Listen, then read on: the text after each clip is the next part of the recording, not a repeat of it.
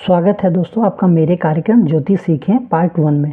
दोस्तों हम इसमें ज्योतिष सीखेंगे जिसमें हम बिल्कुल जीरो से स्टार्ट करेंगे और हम ज्योतिष सीखना सीखेंगे। तो दोस्तों आप मेरे इस कार्यक्रम में बने रहिएगा, मैं हमेशा ये वीडियो अपलोड करूँगा। तो आज हमारा कक्षा फर्स्ट है, तो इसमें दोस्तों हम बिल्कुल जीरो से देखना स्टार्ट करेंगे। तो दोस्तों सबसे पहले ज्योतिष में जो है वो 9 ग्रह माने गए हैं, जिसमें से आप देखेंगे सूर्य, चंद्रमा, मंगल, गुरु, शुक्र, बुध, शनि।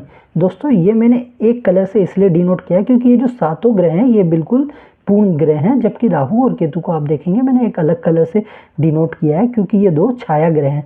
जैसे मैंने नीचे भी लिखा है कि छाया ग्रह 2 राहु और केतु। दोस्तों इसके अलावा दोस्तों कुंडली में होते हैं भाव या घर। कुंडली में दोस्तों 12 भाव होते हैं, जिन्हें आप भाव और घर दोनों एक ही होते हैं। जैसे कि दोस्तों घर होते क्या है मैं आपको दिखाता हूँ। ये दोस्तों एक कुंडली बनी हुई है जिसमें ये घर है, इन्हें हम घर कहते हैं। जैसे ये पहला घर हुआ, ये दूसरा घर हुआ। दोस्तों ये कोई भी कुंडली हो उसमें हमेशा यही पहला घर माना जाएगा। आपको अलग अलग कुंडलियों में यहाँ पे अलग अलग नंबर लिखे दिख सकते हैं, कोई भी राशि हो सकती है। जैसे यहाँ पे 2, 3, 4 कुछ भी लिखा हो सकता है, लेकिन हमेशा कुंडली में इसी घर को पहला घर माना जाएगा। ये पहला घर होता है कुंडली का, जिससे हम हमारा शरीर, व्यक्तित्व इत्यादि देखते हैं। उसके बाद दोस्तों कुंडली में हमेशा ये दूसरा घर माना जाएगा दोस्तों, जिससे हम धन, परिवार, संपत्ति, वाणी, कुटुंब इत्यादि देखते हैं दोस्तों।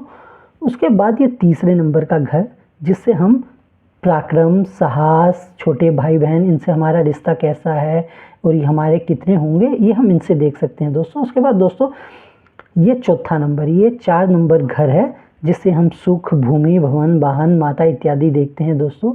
उसके बाद ये 5वां नंबर, ये 5वें नंबर का घर है दोस्तों। यहाँ से हम संतान, बुद्धि, विद्या, विवेक इत्यादि की जानकारी हमें मिलती है। उसके बाद ये छठा घर, जो कि कुंडली में एक अच्छा घर नहीं माना जाता है, ये एक श्रापित घर माना जाता है, क्योंकि हम इसमें से रोग, कर्ज, शत्रु, ऋण इत्यादि देखते हैं। उसके बाद आते हैं ये कुंडली में इस वाले घर पे, जिसे हम सातवां घर कहते हैं। ये विवाह, जीवन साथी, साझेदारी इत्यादि हम इस घर से देखते हैं। उसके बाद ये 8वां घर, ये भी एक अच्छा घर नहीं माना जाता, त्रिकबाहु में माना जाता है दोस्तों।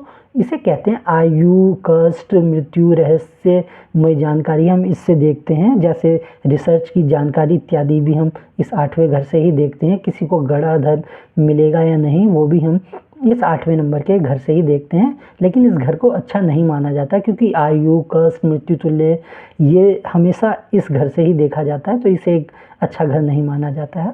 उसके बाद ये 9वां नंबर, इससे दोस्तों बहुत अच्छा घर माना जाता है क्योंकि हम इससे भाग्य, पिता, धर्म, कर्म इत्यादि देखते हैं। उसके बाद दोस्तों ये कुंडली में है 10वां घर, जो बहुत इंपॉर्टेंट घर है। जैसे हमारे कर्म, कैरियर, यश, मान की प्राप्ति हमेशा हम इस घर से देखते हैं, 10 नंबर से।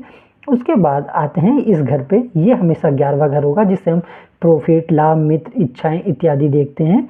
उसके बाद दोस्तों फिर से ये आ गया 12 नंबर घर, जो फिर से एक अच्छा घर नहीं माना जाता क्योंकि हम इससे व्यय, हानि, मोक्ष इत्यादि देखते हैं, तो इसलिए ये कुंडली का एक अच्छा घर नहीं माना जाता है।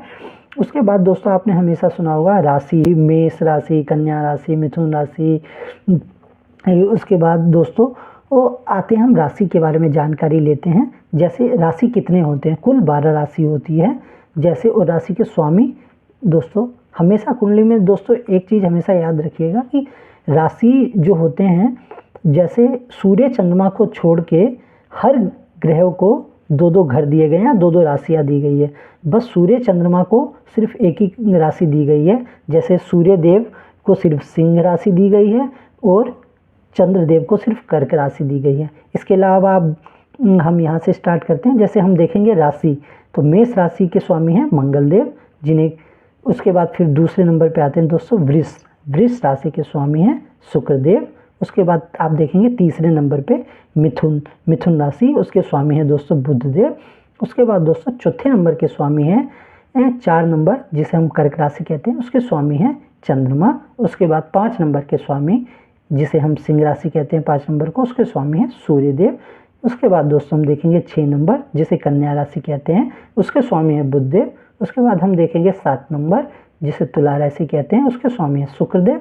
उसके बाद दोस्तों हम देखेंगे वृश्चिक राशि, जिसके स्वामी हैं मंगलदेव। उसके बाद दोस्तों आप देखेंगे धनु राशि, उसके बाद जिसे हम कहते हैं गुरु की राशि। उसके बाद दोस्तों 10वां नंबर जो कि मकर राशि है, उसके स्वामी हैं शनिदेव। फिर से दोस्तों आप देखेंगे 11 नंबर जिसके स्वामी होते हैं शनिदेव। शनिदेव को आप यहाँ देखेंगे 2 राशियाँ दी गई हैं, 10 और 11।